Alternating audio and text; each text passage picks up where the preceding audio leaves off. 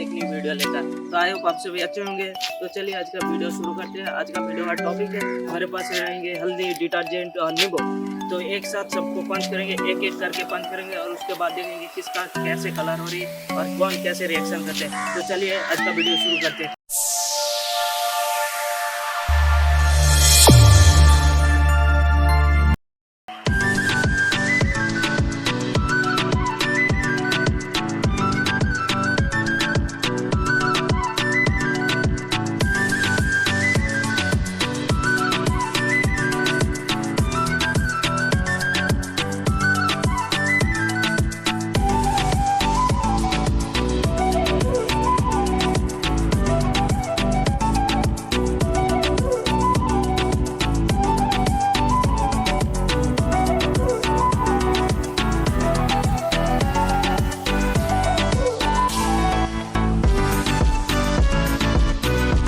चलिए आज का वीडियो शुरू करते हैं।